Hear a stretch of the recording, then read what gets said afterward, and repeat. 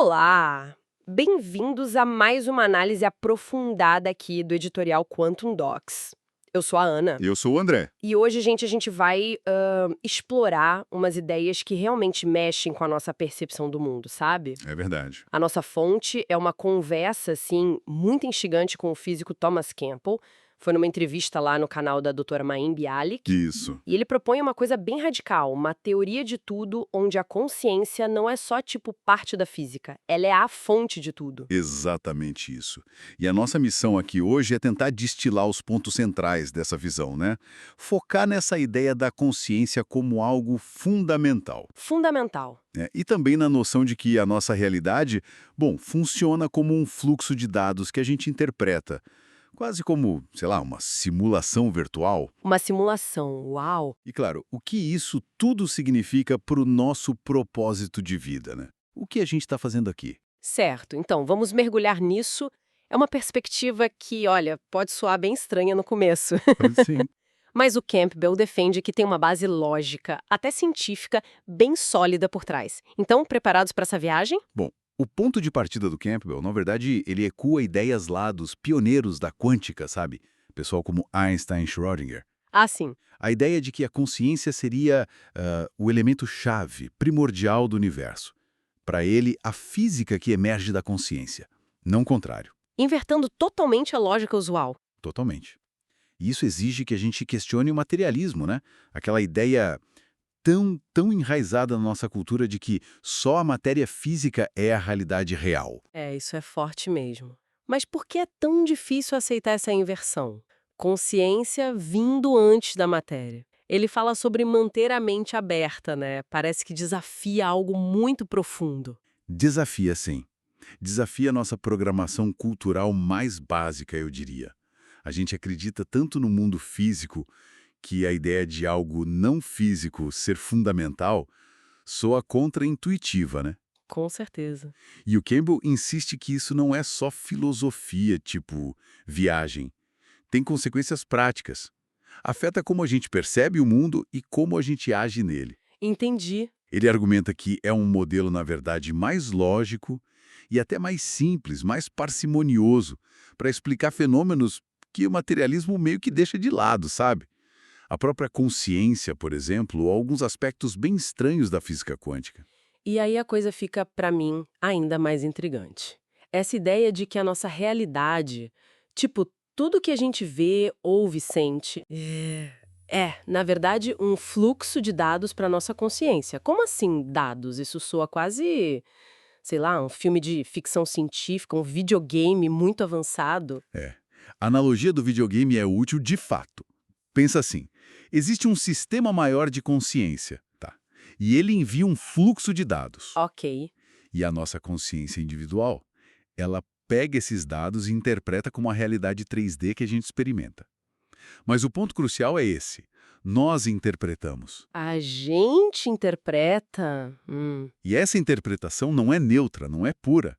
Ela é muito influenciada pelas nossas experiências passadas, pelos nossos medos, expectativas, crenças, tudo isso. Quer dizer então que a realidade lá fora não é exatamente o que a gente pensa que é? As nossas crenças podem literalmente filtrar o que a gente percebe? É isso? Precisamente.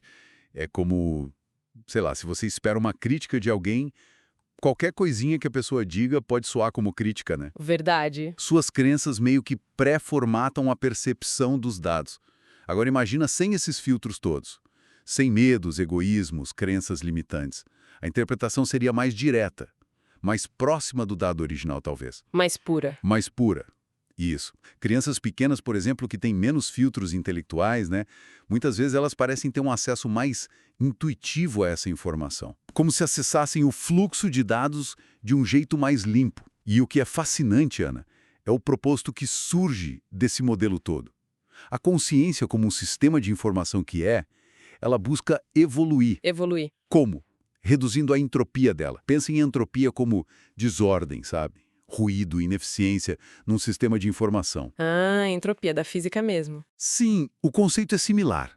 Menos ruído, menos desordem, significa mais ordem, mais clareza, mais eficiência para o sistema. Ok, faz sentido. Reduzir a desordem interna. Mas como isso se conecta com o mundo lá fora, com as outras pessoas? E onde entra o tal do amor que você mencionou antes? Porque conectar entropia e amor parece um salto grande, né? Mas é um ponto-chave. Pensa assim, num sistema social, onde tem várias consciências interligadas, como nós, a humanidade. Certo. A baixa entropia, ou seja, a ordem, a eficiência do sistema, ela se manifesta como o quê? Cooperação, cuidado, empatia, ajuda mútua. Ah, entendi a ligação. Campbell agrupa tudo isso sobre o termo amor. Mas não é só o sentimento romântico, entende? É uma qualidade sistêmica de baixa entropia. É a forma mais eficiente de interação para a evolução do todo. Então, o oposto, medo, egoísmo, querer controlar tudo, competição predatória, isso seria alta entropia, desordem, questão moral. Seria, segundo essa teoria, fundamentalmente ineficiente do ponto de vista da física da consciência. Essa é a conclusão lógica dentro do modelo dele, sim. A nossa jornada aqui, como unidades individuadas de consciência, seria então aprender a operar com baixa entropia. Ou seja, evoluir na direção do amor e da cooperação. Isso, para diminuir a nossa própria desordem interna e, ao mesmo tempo, contribuir para a evolução do sistema maior. É uma via de mão dupla. E o Campbell relata uma coisa interessante.